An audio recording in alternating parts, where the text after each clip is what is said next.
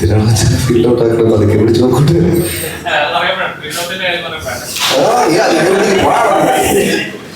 എന്താണ്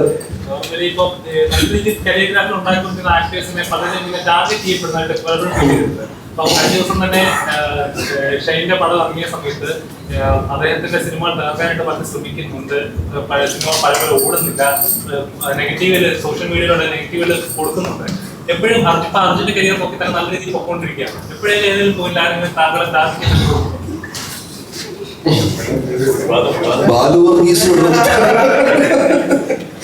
ഇല്ല ബ്രോ, കാരണം എനിക്കിപ്പോ ഞാൻ ചെയ്ത പടങ്ങളും മോശമായ പടങ്ങളും ഉണ്ട്. അതിന്റെ നെഗറ്റീവ് കമന്റ്സ് എനിക്ക് വരാറുണ്ട്.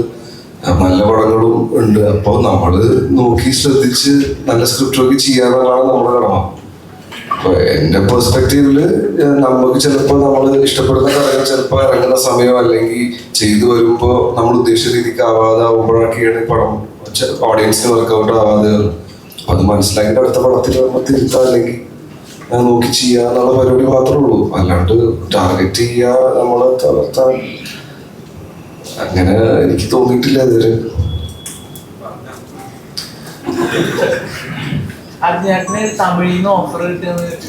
എന്ത് ഓഫറാണ്? ഒരു ഇന്റർവ്യൂ പറഞ്ഞിട്ടുണ്ടായിരുന്നു തമിഴിന്ന് ചെറിയ ഓഫർ വന്നിട്ടുണ്ട്, പരിപാടികളൊക്കെ പറയാനാവുന്നുള്ളൂ. ഞാൻ ചെയ്തു പറയാം. നല്ല ഓഫറായിരുന്നു. ഞാൻ പറയാം. അതെന്താ അനൗൺസ് ചെയ്തിട്ടില്ല. അതിപ്പോ ഞാൻ ഇട്ടിട്ടുണ്ടേ ഒരു പടം. നമ്മുടെ AL വിജയ് സാറിന്റെ പടത്തിൽ ഒരു പടം ഒരു ക്യാരക്ടർ ചെയ്തായിരുന്നു, സെക്കൻഡ് ലീഡ് പോലെ. അറിയില്ല. ചോദ്യത്തിൽ തന്നെയാണ് ചില വ്യക്തികളെ ശരിക്കും ആക്ടർമാരെ ടാർഗറ്റ് ചെയ്യുന്നു. ജീവിതാനുഭവത്തിൽ നിന്നാണ് ഞാൻ ചോദിച്ചത്. കഴിഞ്ഞ ദിവസം ഉണ്ടായ സംബന്ധം നമ്മുടെ സുഹൃത്ത് ചോദിച്ചപ്പോൾ അവർക്ക് അതിന്റെ ഒരു മറുപടി തോന്നുന്നു.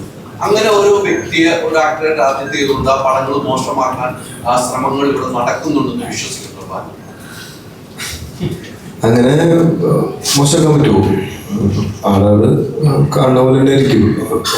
ഒരു 10 പേര് കണ്ടിട്ട് അതിനകത്ത് 5 പേർക്ക് സിനിമ വർക്കായിരിക്കും. അല്ലാതെ നമ്മൾക്ക് ആർക്കും ഒരു വ്യക്തി എൻ്റെ കുറച്ച് ആൾക്കാർ വന്നിട്ട് പടം മോശമാണെന്ന് പറഞ്ഞാൽ പടം മോശമാവില്ല. ആളുകൾ കണ്ടത് ഇഷ്ടപ്പെട്ടാൽ സിനിമ വിജയിക്കും. നമ്മളുടെ പടത്തിൽ തന്നെ നമുക്ക് ഒരു എക്സാമ്പിൾ പറയാൻ പറ്റില്ല. കാര്യം നമ്മുടെ പടം അങ്ങനെ ഭയങ്കര വലിയ ഹൈപ്പും പരിപാടിയും കൊടുത്തിട്ട് വന്നൊരു സിനിമയില്ല. പക്ഷെ തിയേറ്ററിൽ ആളുകൾ കണ്ടു കഴിഞ്ഞപ്പോൾ ആളുകൾക്ക് ഇഷ്ടപ്പെട്ടിട്ടാണ് ഇപ്പോൾ നമുക്ക് റിവ്യൂസ് വരുന്നത്. പടം നന്നായിട്ട് വരുന്നു എന്നൊക്കെ പറയുന്നു. തിയേറ്റേഴ്സിൽ ഇപ്പോൾ അത്യാവശ്യം ആളുകൾ കയറി തുടങ്ങുന്നു. അപ്പോൾ അങ്ങനെ ടാർഗറ്റ് ചെയ്ത് ആൾക്കാരെ മാറ്റി വെക്കാൻ പറ്റുന്നൊരു കാലഘട്ടം കഴിയുമെന്ന് എനിക്ക് തോന്നുന്നത്. കാര്യം കുറെ കൂടി കാര്യങ്ങൾ ഓപ്പണായി ആളുകൾക്ക് എല്ലാവർക്കും മനസ്സിലാവുന്നുണ്ട്. വളരെ ട്രാൻസ്പെറൻ്റ് ആണ്. സിനിമ എങ്ങനെയാണ് മോശമാണോ നല്ലതാണെന്ന് ഒരു 5 മിനിറ്റ് ഉണ്ടെങ്കിൽ ചിലപ്പോൾ ഓൺലൈനിൽ റിവ്യൂസ് പരിപാടികളെല്ലാം കണ്ടു കഴിഞ്ഞാൽ മനസ്സിലാവുന്ന ഒരു സമയത്തിലേക്ക് മാറി. ഞാൻ കണ്ടിട്ട് തീരുമാനിക്കട്ടെ.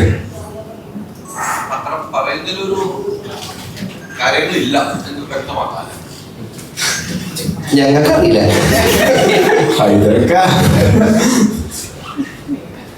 വ്യക്തമാക്കാൻ പറ്റുന്ന എനിക്കറിയില്ല. പിന്നെ ഹൈദർക്ക അത് ചിലപ്പോ ഹൈദർക്ക പറഞ്ഞ പോലെയൊക്കെ ആയിരിക്കാം. ഹൈദർക്ക എന്താ വിശ്വസിക്കണേ? കഴിയും.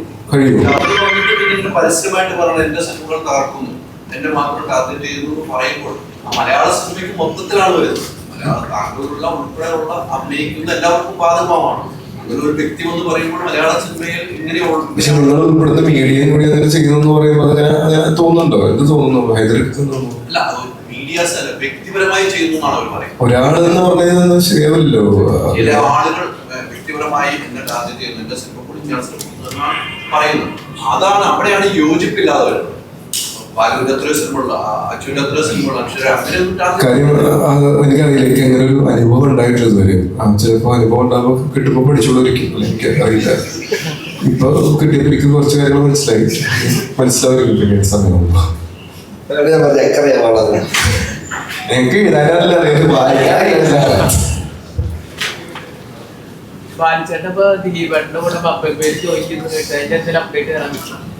ഷൂട്ട് എൻ്റെ ഒരു മേജർ പോർഷൻ ഓഫ് ഷൂട്ട് കഴിഞ്ഞു. ഇനി ഒരു 5-6 ദിവസം ഷൂട്ട് കൂടി ബാക്കിയുണ്ട്. അത് നമ്മുടെ ഈ സുമതിയിൽ വളരെ ഷൂട്ട് നടന്നുകൊണ്ടിരിക്കുകയാണ്. അതിപ്പോൾ അതിൻ്റെ ഒരു ഷെഡ്യൂൾ ബ്രേക്കിന്റെ സമയത്ത് അതിൻ്റെ ഷൂട്ട് നടക്കും. മംഗളപേര മൂന്നാല് കോമ്പിനേഷൻസ് ഉണ്ട്. എന്തോ ദിലീപേട്ടനും ജാൻറ്റേട്ടനും വിനീതേട്ടനും കോമ്പിനേഷൻ. വിനീതേട്ടനും ധ്യാനൊക്കെയായിട്ട് കോമ്പിനേഷൻ ഓൾറെഡി കഴിഞ്ഞു. ദിലീപേട്ടൻ്റെ കോമ്പിനേഷൻ ഇപ്പോൾ ഷൂട്ട് ചെയ്യാൻ വേണ്ടി പോവുകയാണ്. അപ്പോൾ ഒരു 7-ാം തീയതി തുടങ്ങിയായിരിക്കും. നെക്സ്റ്റ് മന്ത് 7th തുടങ്ങി ഷൂട്ട് ഉണ്ടാവും. 5-6 ദിവസം ഷൂട്ട് ഒരുമിച്ച്. യെസ്, അതൊരു മാഡ്നസ് പരിപാടിയാണ്. ഭയങ്കര രസമുണ്ട്. ഒരു ടോട്ടലി ഏത് ജോണാണെന്ന് പറഞ്ഞാൽ നമുക്ക് പെട്ടെന്ന് പറയാൻ പറ്റില്ല. ഒരു വേറൊരു ടോട്ടലി വേറൊരു ജോണുള്ള ഒരു സിനിമയാണ്. ഒരു മാഡ്നസ്, ഒരു ഭ്രാന്തൻ സിനിമയാണ്. ഭയങ്കര രസമുണ്ട്. ബാലചന്ദ്രൻ സിനിമകൾ എടുത്താൽ തന്നെ എല്ലാവരും ആഗ്രഹിക്കുന്ന ഫസ്റ്റ് പറയുന്ന ഒരു പടം ഹണിബി എന്ന് എനിക്ക് പറയാം. എല്ലാ സിനിമ നോക്കിയാൽ തന്നെ ഫസ്റ്റ് ബാലു എന്ന് പല പേര് പറയുമ്പോൾ തന്നെ മനസ്സിൽ വരുന്ന കഥാപാത്രം ഒന്ന് ഹണിബിയുടെ കഥാപാത്രം. ആ ഒരു ഗ്യാങ്ങിന്റെ ഒരു ഫ്രണ്ട്ഷിപ്പ് ആ ബോണ്ടാണ്.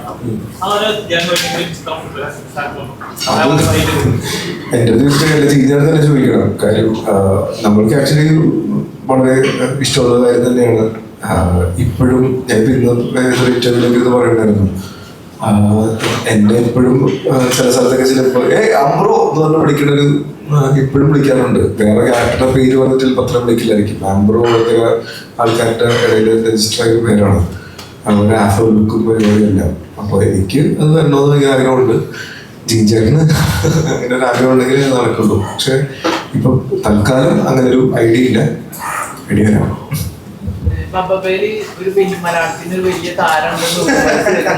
ഞാൻ പറയില്ല.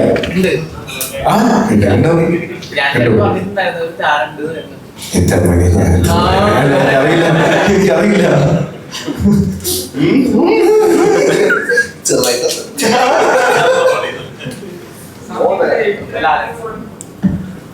ലാലേട്ടൊന്നും ഞാൻ പറഞ്ഞിട്ടില്ല കേട്ടോ. അതൊരു സാധനം ഞാൻ പറയാം.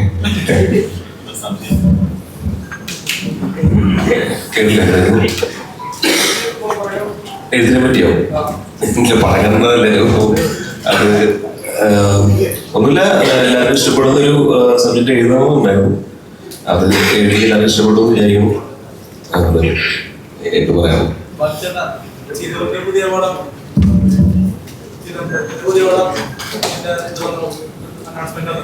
നിങ്ങൾ വേറെ പടങ്ങളിലേക്ക് പരിപാടി ഇവിടെ നൈസായിട്ട് വേറെ മഞ്ഞുള്ള പിള്ളേരെല്ലാം കൂടെ ഉണ്ട്. പക്ഷെ സിനിമയിൽ അഭിനയിക്കുന്നുണ്ടോന്നൊന്നും പറയാൻ പറ്റില്ല. അതിനകത്ത് ഒരു അമ്മയും കുഞ്ഞും എന്നൊരു രീതിയിലാണ് സിനിമ പോകുന്നത്. മഞ്ഞുമല പിള്ളേരെല്ലാവരും അപ്പോഴും ഇപ്പോഴും എപ്പോഴും കൂടെ ഉണ്ടാവും. മഞ്ഞുമലല്ല, ഞങ്ങളെ കൂടെ ഉള്ളവരുണ്ട്. എന്നെ വിളിച്ചിട്ടില്ല, ചോദിക്കാൻ വിളിച്ചു. പക്ഷെ ഉറപ്പായിട്ടും കൂടെ ഉണ്ട്.